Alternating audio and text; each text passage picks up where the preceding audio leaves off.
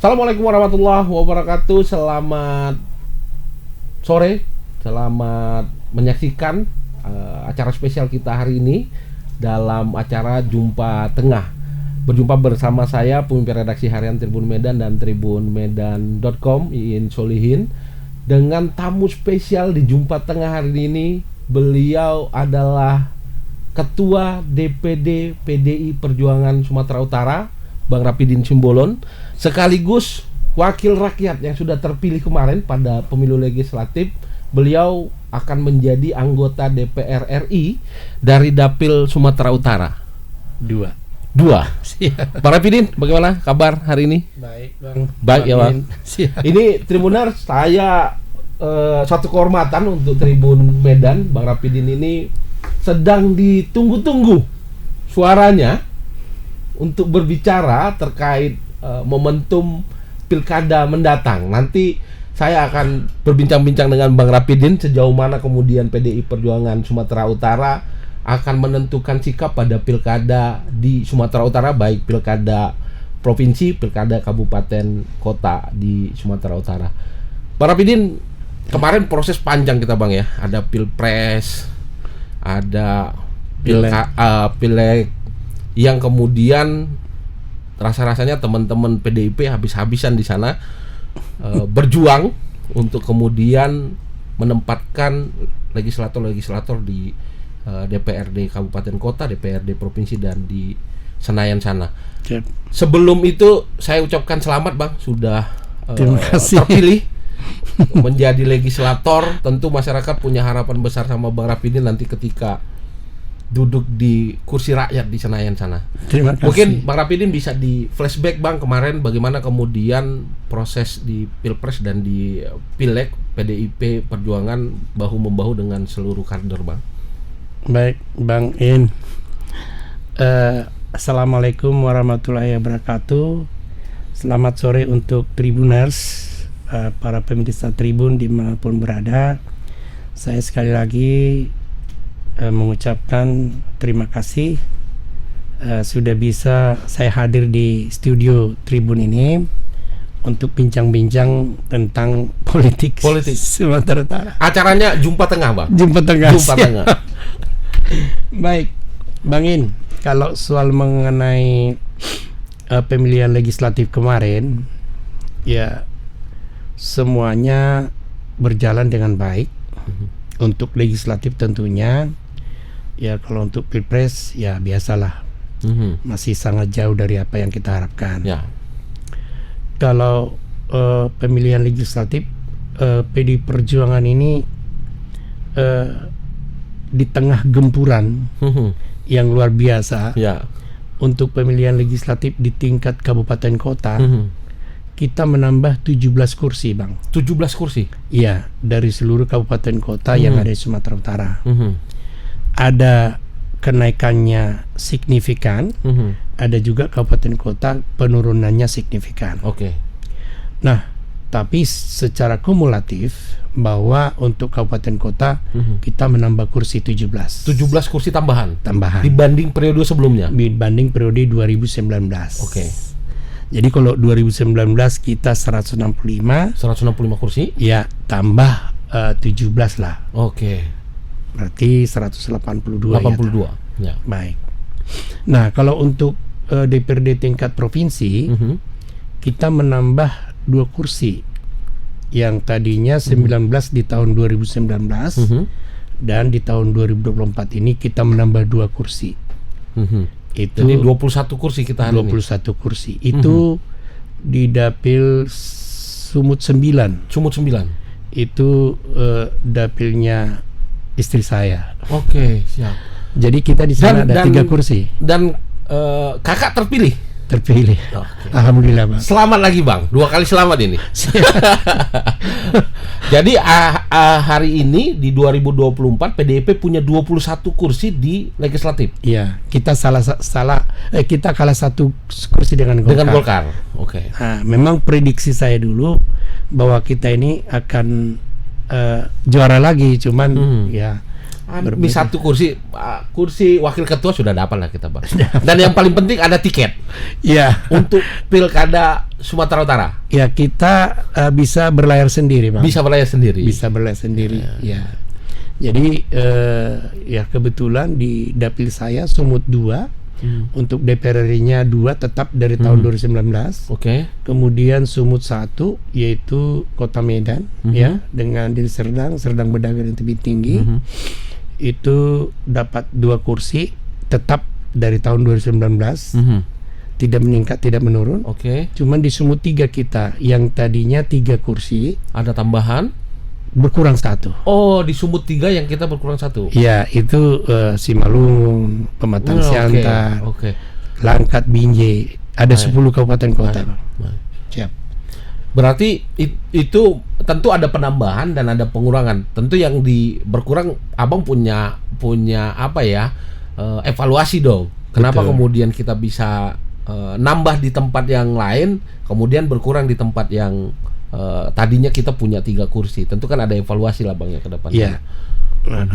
Lah kemudian dalam proses legislatif kemarin itu kan juga menentukan, Bang, bagaimana kemudian PDIP dapat menentukan arah perjuangan lagi di pilkada.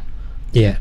Kita di November mendatang. Betul. Nah, di beberapa kabupaten kota tentu PDIP juga punya jumlah kursi yang mencukupi dan juga harus kemudian juga berkoalisi dengan partai lain. Betul. Nah, sejauh ini, Bang, untuk pilkada ya kabupaten kota di Sumatera Utara, sudah adakah kemudian atau bagaimana mekanisme yang hari ini dilakukan oleh DPD PDIP Perjuangan untuk menentukan siapa kader terbaik atau siapa calon kepala daerah terbaik yang akan kemudian menggunakan perahu PDIP, Bang? Jadi gini, Bang, kalau mekanisme di PD Perjuangan, kita ada penyaringan dan penjaringan. Ya, untuk calon kepala daerah di tingkat kabupaten kota, itu pintu masuknya pendaftarannya ada 3. Dari pintu DPC, Dewan Pimpinan Cabang, dari pintu DPD, Dewan Pimpinan Daerah, dan yang ketiga dari pintu DPP. Oke, dari Jakarta sana. Dari Jakarta. Nah, sekarang yang saya lihat yang berkembang dan berprogres adalah pendaftarannya melewat DPC partai.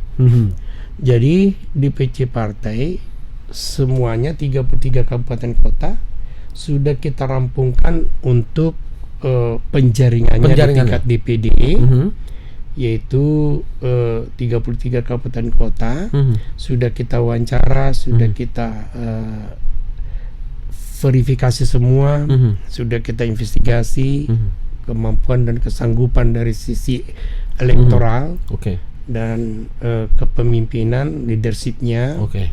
Nah, ini kita serahkan, kita kerucutkan nama ini. Artinya yang masih sangat layak untuk dimajukan, kita kirim ke DPP partai. Nah, DPP partai nanti pasti akan memanggil kami untuk memetakan dan untuk memutuskan siapa yang layak nantinya. Siapa yang layak. Baik. Karena di antara calon-calon ini kan banyak berimbang. Jadi kami juga dibantu oleh survei. Jadi sembari kami mengusulkan ke DPP, kami sekarang lagi melaksanakan survei untuk 33 kabupaten kota untuk mendapatkan dari sisi elektoral daripada calon-calon kita. Artinya PDIP secara organisasi politiknya men-tracking sejauh mana elektabilitas dari setiap pasang, dari setiap calon kepala daerah itu, Pak? Betul. Pertama kan kita wawancara, kita fit and proper test, kemudian disurvei, ya. Nah, ini kan akan kita buatkan secara tersendiri laporan ini kepada DPP untuk nanti DPP bersama kita memutuskan dan mengajukan kepada ketua umum. Nah, ketua umum nanti akan merekomendasikan bersama DPP siapa yang layak. Gitu, Bang. Lalu Bang Rapidin, kan tentu ada calon yang dari kader PDIP. Lalu ada juga calon yang non kader Betul. dari PDIP. Lah, seberapa besar peluang untuk calon yang berasal dari kader dan seberapa besar pula peluang untuk calon yang non kader PDI Perjuangan? Nah, di PD Perjuangan adalah partai ideologis, tentu mengutamakan kadernya sepanjang kader itu mumpuni. Oke. Artinya kita cek juga ya Bang ya. Betul. Walaupun kader, persyaratannya, kemudian kelayakannya itu juga kita ukur ya Bang. Betul. Jadi kan gini, apalagi ini kan namanya demokrasi. Ini kan kita mau cari pemimpin, Pak. Ya. Bukan perkara kalah menang. Oke. Jadi Ibu Megawati selalu menginstruksikan kepada kami di dalam perhelatan pilkada ini adalah masalah yang sangat serius. Oke. Karena kita mau mencari pemimpin yang dapat membangun suatu daerah. Ini menarik Bang, bukan mencari kemenangan saja. Bukan hanya mencari kemenangan saja. Karena ini untuk mimpin masyarakat loh Bang, 5 tahun ya. Betul. Makanya PD Perjuangan itu kan banyak stok kader-kadernya yang mampu bersaing secara nasional maupun ya tingkat ke daerah maupun nasional gitu loh. Jadi kan ini dulu yang substansinya. Substansi kita ini kan mencari seorang pemimpin yang dapat membangun, yang dapat membawa kemajuan kesejahteraan masyarakat yang akan dipimpinnya gitu. Bukan hanya sekedar maju, bukan hanya sekedar menang gitu. Menang PDIP nanti yang sara pula masyarakat.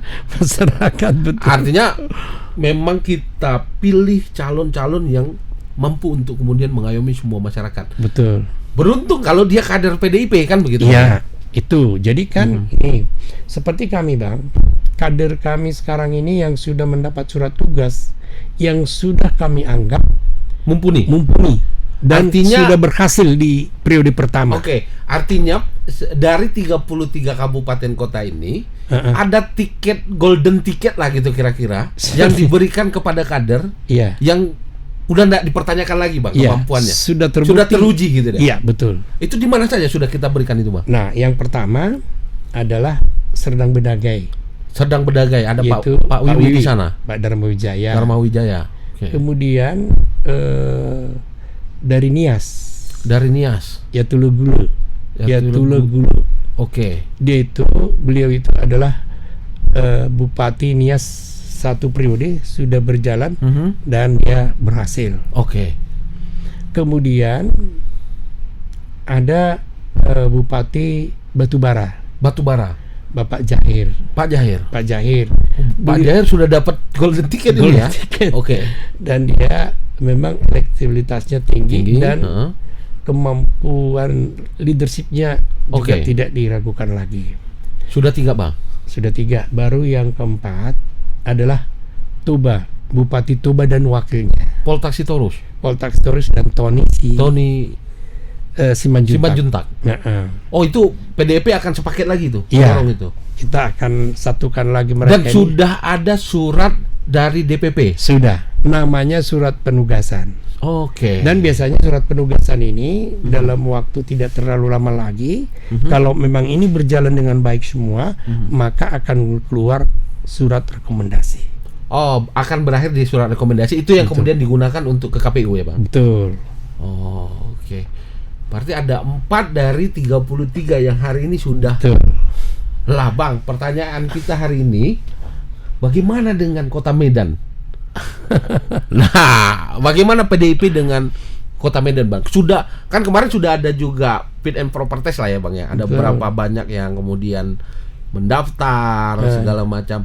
Sudah adakah bayang-bayang siapa nanti, atau memang prosedur kita untuk kemudian ke DPP harus dilakukan?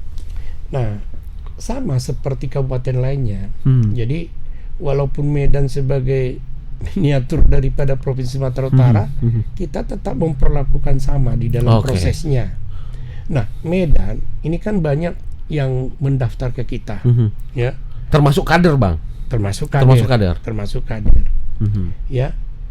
Namun ini kan akan kita godok semuanya. Mhm. Dan yang paling utama sekarang ini kita lakukan survei. Oke. Sekarang sedang elektabilitas ya Bang ya, untuk mengetahui Mhm. elektabilitasnya sejauh mana. Mhm. Nah, kemudian nanti dipadukan elektabilitas dengan faktor kemampuan leadershipnya. Oke. Nah, ini nanti sudah kemarin kita usulkan ke DPP. Mhm. Ada beberapa nama Mhm. yang sudah intens, yang sudah sangat kita nilai yang mampu, Mhm. tetapi ini menunggu surat tugas keluar. Mhm. Kita harus laksanakan dulu survei. Oke.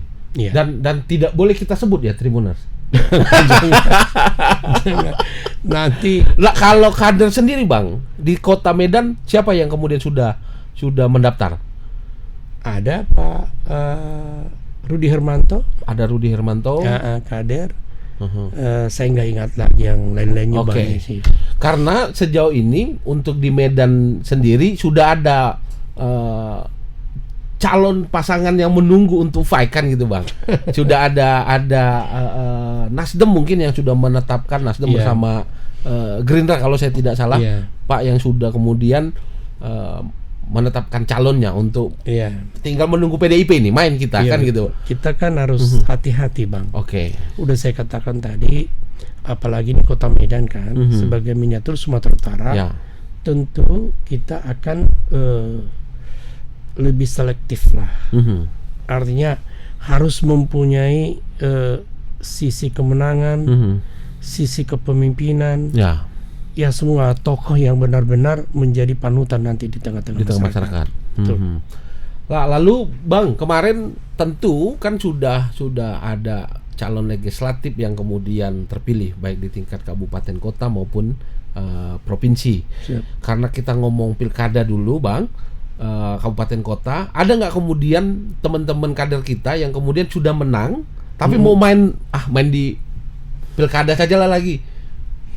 Ada Sejauh aja. ini ada nggak Bang? Ada ya? Ada beberapa kabupaten kota. Uh-huh. Tadinya dia sudah menang di legislatif. Oke. Dia mencoba untuk bermain di pilkada. Ya, Secara partai kita bolehkan aja itu Bang. ya tidak masalah. Oke. Artinya kan tinggal nanti kita menilai, mengevaluasi apakah calon ini Cocok untuk pilkada. Ya, untuk eksekutif nantinya. Ya kan? Ya kalau memang secara elektoral, secara kemampuan leadershipnya bisa dan ketokohannya, kenapa tidak? Kan Oke. gitu kan?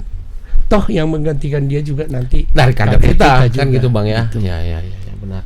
Tribuners, ini menarik. Nanti kita akan masuk tadi pilkada kabupaten kota. Kita akan nanti bertanya pada Bang Rapidin terkait bagaimana kemudian pilkada provinsi Sumatera Utara. Tapi sebelum ke sana, saya ingatkan Tribuners untuk mengupdate informasi terkini kami lewat 2 platform yang setiap hari kami sajikan. Ada harian Tribun Medan yang terbit setiap hari, lalu ada tribunmedan.com yang setiap detik mengupdate informasi terkini di Medan, Sumatera Utara, nasional maupun internasional.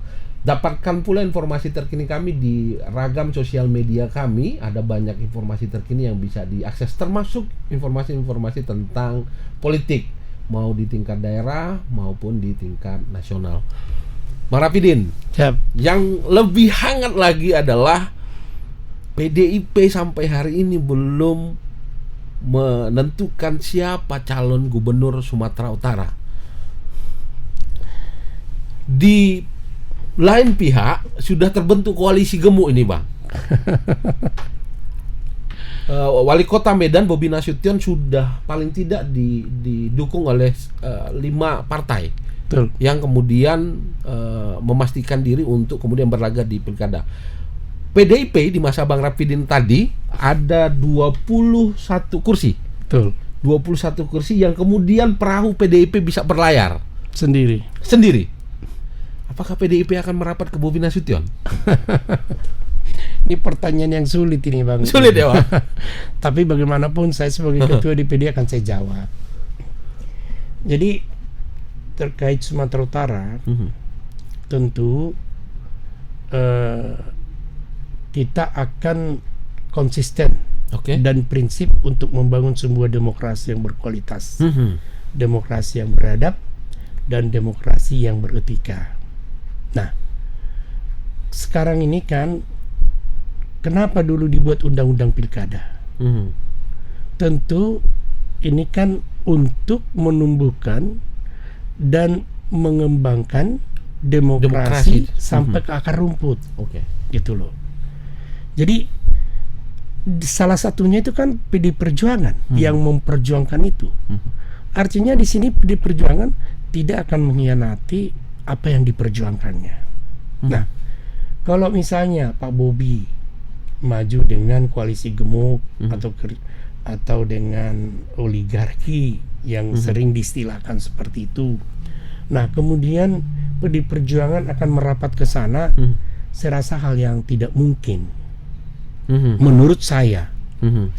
Tapi saya juga berpikiran dan berpandangan Ibu Ketua Umum kami, Ibu Megawati Soekarno Putri, juga sebagai penjaga demokrasi di negara kita ini. Nah, ya kalau ini kan harus ada penyeimbang, ya. Dan PDIP memilih menjadi penyeimbang. Ya, yes. Kita memilih ke arah sana, ya. Jadi saya rasa juga Ibu Megawati sebagai pimpinan partai dan kami memang mengusulkan nantinya bahwa kita tidak berpihak ke kotak kosong lah. Artinya kan ini kan antara calon dengan kotak kosong. Apakah itu sebuah demokrasi yang PDIP tidak akan mungkin menjadikan seseorang melawan kotak kosong, begitu Bang ya? Kira-kira begitulah di dalam pilkada Sumatera Utara. Karena kan Sumatera Utara ini kan salah satu provinsi dari 33 provinsi dan keempat penduduk terbesar di Indonesia. Jadi di sini kan ya kita harus bangun lah. Tadi sudah saya sampaikan, ini bukan perkara menang kalah.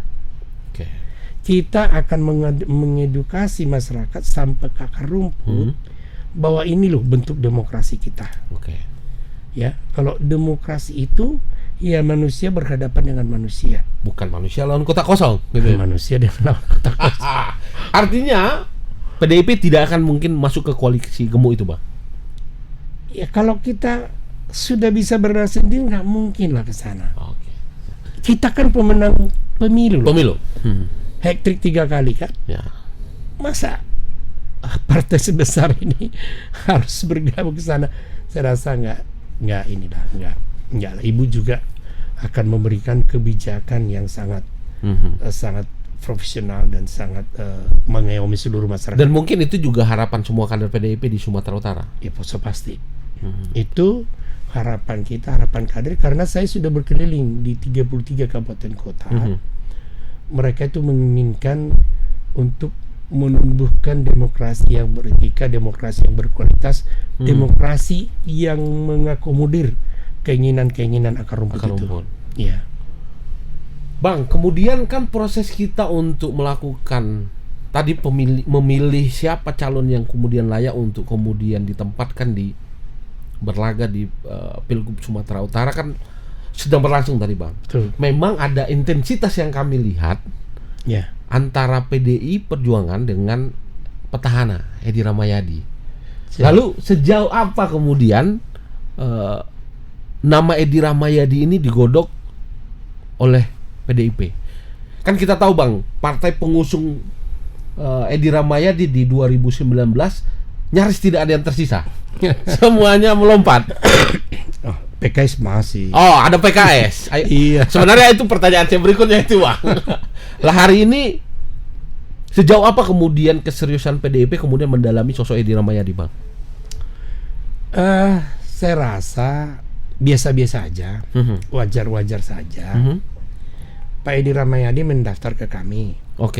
Kader kami sendiri juga ada mendaftar, Bapak Nixon Nababan. Nixon Nababan. Bupati Taput. 2 periode. Kemudian ada juga Pak Barir Simorangkir. Ada juga Pak Abdul Aziz. Ada 6 lah itu, kok saya nggak ingat lagi semuanya. Ini kan kita sudah wawancarai, Oke. sudah kita panggil ke DPD, dan kita mengerucutkan nama-nama ini dan kita kirimkan ke DPP, gitu. Ya, artinya nama-nama tadi setelah kita evaluasi, kita wawancara, kita verifikasi, kita investigasi, keluarlah 3 nama. 3 nama. Tapi di sini nggak boleh saya Tribuners sepertinya kita dapat duluan ini. Jumpa tengah harusnya dapat 3 nama ini dulu. Nixon nama ban? Poin belum. Artinya sudah ada 3 nama hari ini, Bang. Ya, 3 nama. Adakah kader kita di sana? Ada. Adakah non kader kita di sana? Ada. Tribuners itu hanya sampai di situ saya bisa bantu clue-nya ya, Bang. Iya. Kalau nama nggak mungkin. Nama Dari nggak 3 nama tadi yang disetor ke DPP, ada kader dan ada non kader. Non kader. Oke. Baru ini kan nanti dirapatkan oleh DPP dan diplenokan Oke. dan diputuskan dan diusulkan ke ibu. Ibulah yang nanti akan menentukan Iya. siapa orang yang akan. Betul. Penentu akhir adalah Ibu Megawati Soekarno Putri selaku pemegang hak prerogatif. Jadi itu dia. Tapi biasanya Ibu Ketua Umum kami ini, Ibu Megawati Soekarno Putri ini sebagai seorang negarawan, dia sangat mendengarkan arus bawah.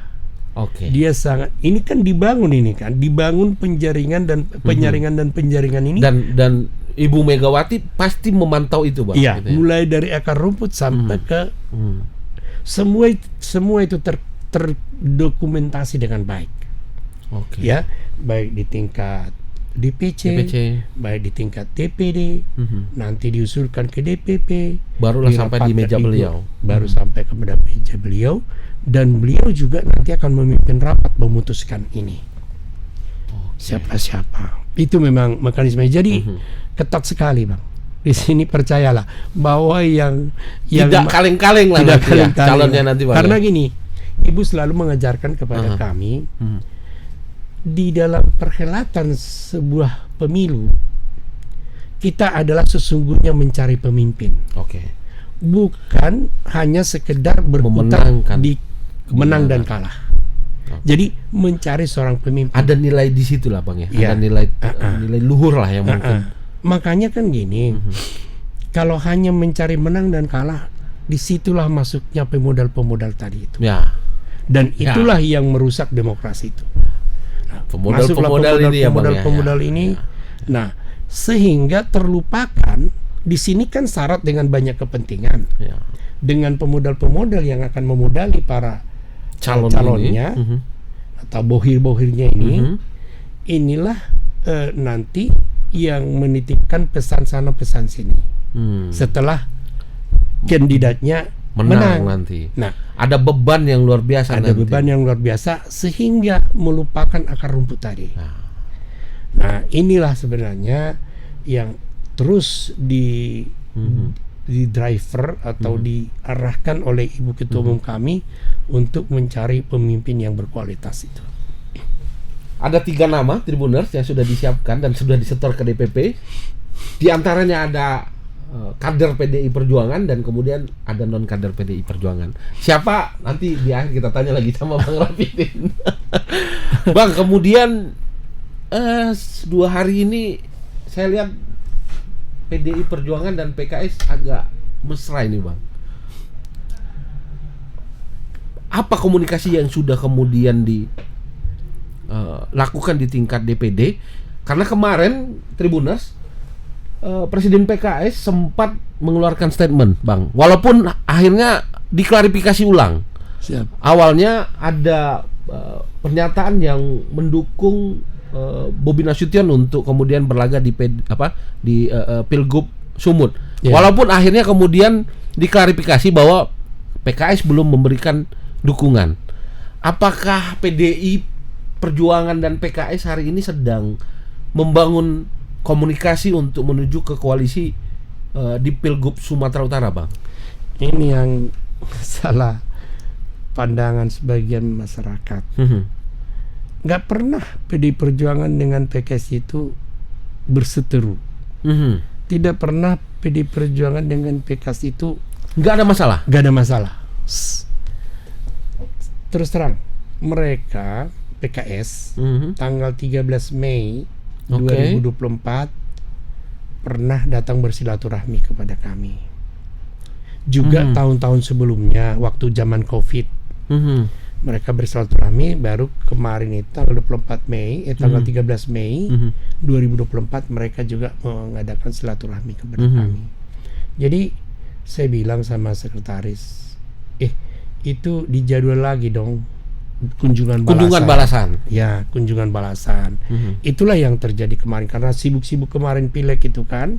Jadi baru kemarin lah ada kunjungan kemarin ke DPD PKS. Nah, kebetulan pada saat-saat hangatnya membicarakan pilkada Sumatera Utara Di tingkat nasional. di tingkat nasional dan di tingkat provinsi kan gitu. Tapi kan? bukan karena kunjungan PDIP ke PKS, DPD PKS, dukungan yang tadinya sudah keluar nggak jadi lagi nih. Kalau itu ditanyakan ke PKS bos. hanya pas saja ya mungkin Bang ya. Hanya pas saja. Momentumnya ya. Kebetulan saja. Kebetulan saja. Tapi kan ya kita harus membangun karena kan nggak mungkin hanya PD Perjuangan yang membangun Sumatera Utara ini kan. Oke. Kita kan dari berbagai elemen-elemen anak bangsa ini ya, elemen-elemen di masyarakat ini dan anak-anak bangsa ini kan mempunyai pandangan politik yang berbeda, pilihan yang berbeda. Tapi kan pada suatu saat kalau sudah ditentukan siapa yang terpilih, ya semuanya kita harus mengakui Ke sana ya. dan harus mengucapkan selamat. Dan beliaulah pemimpin Sumatera Utara nanti 5 tahun yang ke depan. 5 tahun ke depan. Bang, belum terjawab tadi Bang Rapidin. Komunikasi apa yang kemudian tengah dibangun? Karena begini, tidak hanya PDI Perjuangan yang belum menentukan siapa, PKS juga hari ini belum pasti juga Bang. Walaupun Bang masih ada foto Pak Edi di sekretariat. Kalau saya tengok sekretariat pemenangan, apakah kemudian PKS juga menawarkan Pak Edi Rahmayadi kepada PDIP untuk kemudian membuat koalisi bersama? Kemarin tidak ada. Cuman antara hati nurani kita dengan hati nuraninya PKS ada kesamaan. seperti ada kesamaan, Oke. ya kan? Tapi tidak saling mengungkapkan. Oh. Itu kan chemistry itu kelihatan Ya, ada. ya. Penyambutan mereka kepada kita hangat sekali. Kemudian diskusinya hangat sekali. Ada tanda-tanda lah ya, Bang. Sepertinya ya chemistry itu terlihat terjadi lebih baik gitu. Nah, ya saya tidak mengaitkan terhadap pilkada Sumatera Utara ya. Tapi kalau nanti setelah Ibu Ketua Umum memutuskan siapa nanti calon kita PDI Perjuangan di Sumatera Utara dan juga PKS memutuskan siapa calon siapa calon gubernur Sumatera Utara, kalau memang bersamaan nama itu sama, ya berarti betullah hati nurani kami atau keinginan kami itu terwujud gitu loh. PKS berapa kursi ya, Bang? Aduh, saya kurang tahu. Tapi yang pasti yang bisa mengusung hari ini terakhir Yang PDI Perjuangan. Iya, jadi partai yang ya bisa berlayar sendiri atau mengusung calon pasangan gubernur dan wakil gubernur Sumatera Utara hanya dua. Golkar dan PDI Golkar Perjuangan. dan PDI Perjuangan. Golkar kan sudah di Sudah, pihak Bang. Pak Bobi. Ya. PDI Perjuangan juga belum menentukan sampai saat dan akan menjadi penyeimbang. pasti untuk membangun demokrasi yang berkualitas, beretika dan ya, Bang, untuk Sumatera Utara, Bang ya. Siap. Kita akan fokus dulu ke Sumatera Utara, Bang. Calon gubernur seperti apa sih yang dibutuhkan hari ini menurut versi PDI Perjuangan, Bang? Sebenarnya itu simpel, sederhana saja. Bagi PDI Perjuangan tentu calon yang akan diusung adalah menjaga yang pertama keutuhan negara, Keutuhan negara. NKRI. kemudian menjaga Pancasila dan Undang-Undang Dasar 45, kemudian menjaga kebinekaan Tunggal Ika. Kita tahu kan Sumatera Utara ini kan heterogen, Ya. dari berbagai suku, agama, ras Adat dan golongan Ya. dan budaya. Ini seorang pemimpin harus bisa menjaga, mengayomi ini secara keseluruhan.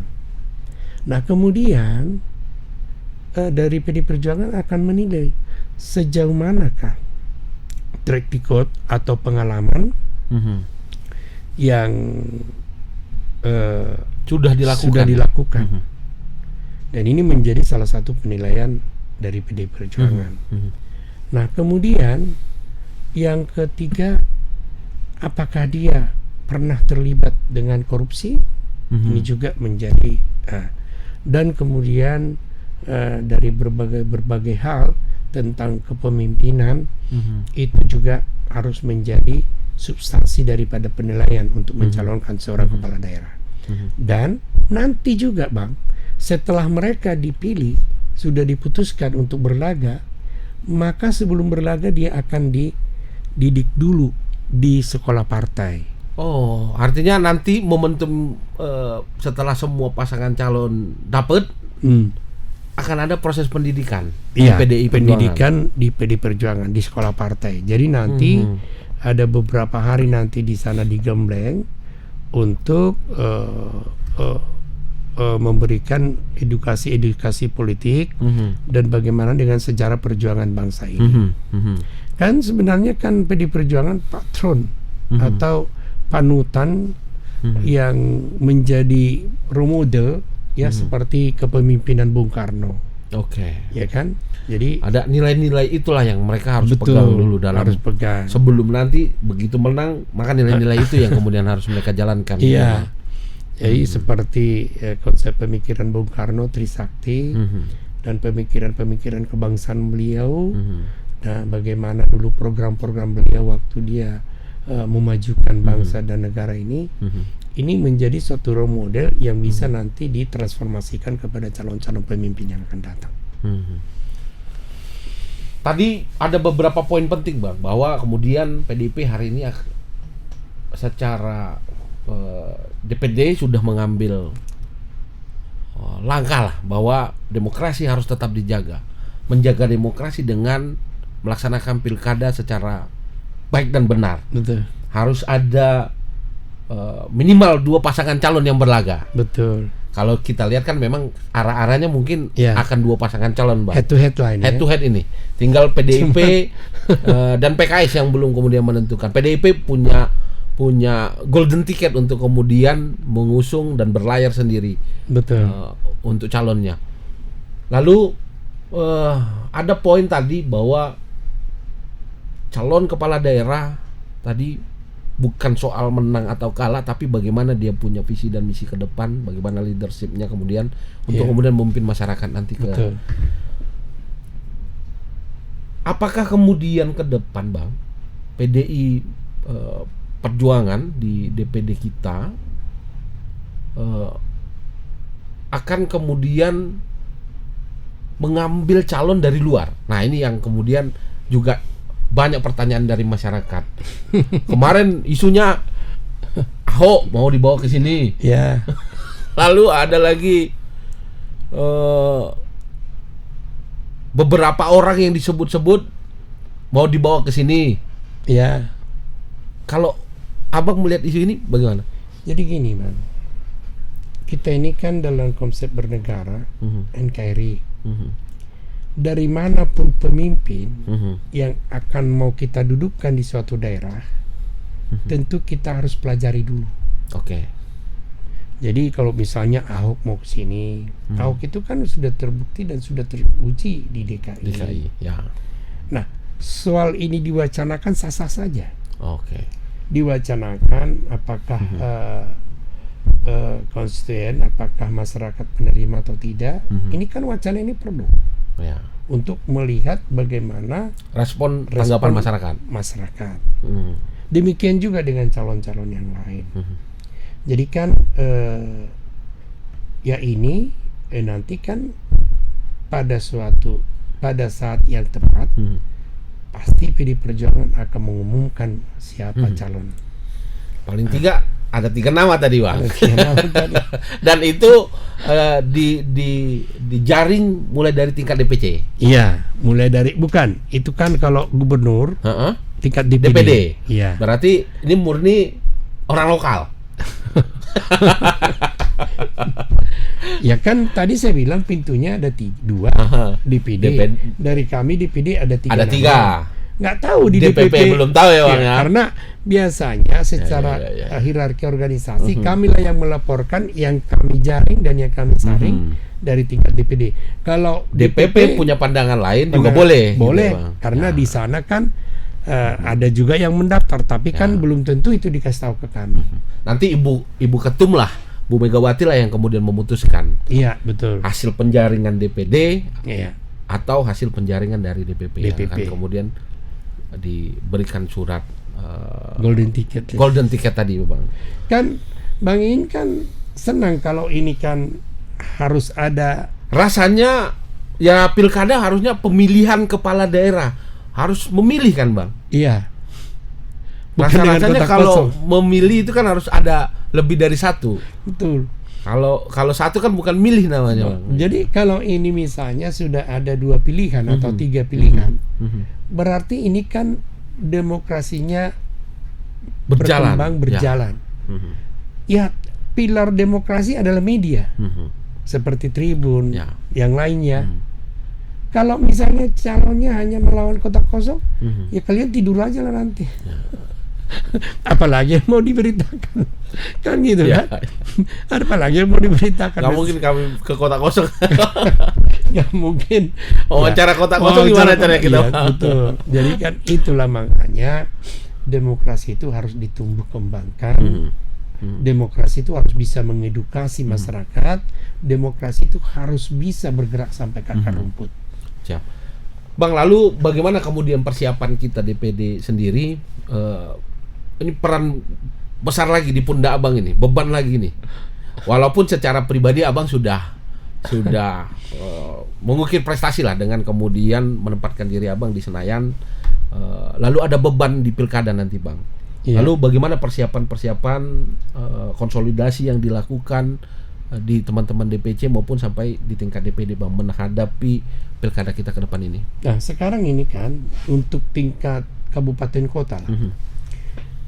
Karena sekarang lagi gencarnya kita melaksanakan survei, mereka juga sudah sosialisasi habis-habisan di daerah ini untuk mengambil the golden ticket tadi. Ya. Jadi mereka akan menaikkan elektabilitasnya dan bisa nanti menjadi calon definitif dari partai. Jadi ini menjadi itulah dinamika yang berkembang. Hari ini berprogres dia, dan pada suatu saat yang tepat, maka sebelum pendaftaran maka sudah diputuskan siapa calon-calon dari setiap kepala daerah kabupaten kota, termasuk Gubernur Sumatera Utara. Dan siapapun nama yang akan kemudian nanti mendapatkan golden ticket itu, maka partai dan mesin partai akan bergerak melakukan proses pemenangan. Pasti itu tegak lurus. Apalagi PD Perjuangan kan kita juga khawatir, Bang, misalnya calonnya nggak sesuai nih, ini nggak sesuai nih dengan harapan, matikan mesin lah. Kira-kira kan gitu, Bang. Enggak. Kalau di PD Perjuangan tegak lurus. Tegak lurus. Iya. Perintah Ibu Ketua Umum dan Ibu Ketua Umum juga untuk memutuskan seorang calon kepala daerah itu dari benar-benar dari suatu proses yang sudah matang dan dibantu dengan telepati. Dibantu beliau punya kontemplasi ya. Ya, beliau Bu Megawati punya kemampuan khusus lah melihat para pemimpin masa depan kan gitu. Betul. Bang, kemudian secara pribadi sebentar lagi dilantik nih, Bang. Siap. Sudah jadwal sudah ada kah, Bang, mungkin pelantikan sebagai anggota legislatif nanti? Saya juga kurang tahu dan belum pernah dan tidak pernah nanya tanggal berapa untuk pelantikan. Tapi kemarin ada surat kepada kami untuk mempersiapkan LHKPN. Oke. Jadi jadi harus setor dulu Bang ya ke harus, KPK ya, LHKPN. Harus LHKPN dulu, baru nanti itu salah satu persyaratan untuk bisa dilantik. Oke. Dan alhamdulillah yang punya saya sudah beres. Sudah diselesaikan Bang sudah ya. saya selesaikan. Jadi tinggal nanti ada pengumuman dari partai untuk jadwal atau agenda pelantikan ini. Nah lalu bagaimana kemudian Bang? Abang di Senayan nanti sudah ada bocoran kan partai yang punya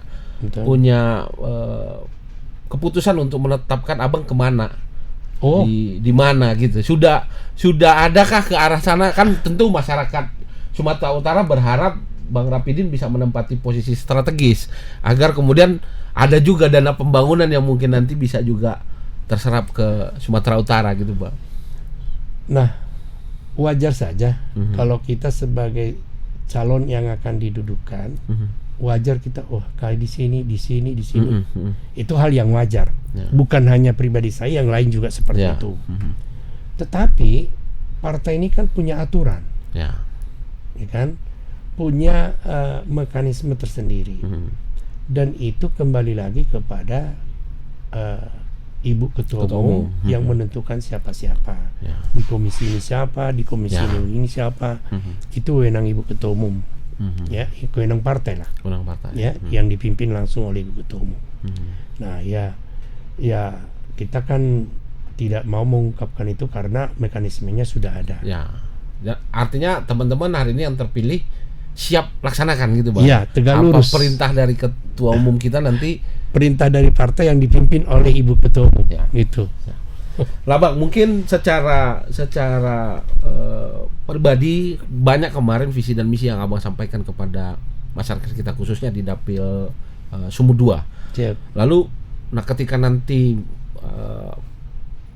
telah duduk di kursi rakyat sana Bang, di Senayan sana, kira-kira apa prioritas yang akan kita berikan kepada masyarakat Sumatera Utara Bang dari program kerja Abang nanti?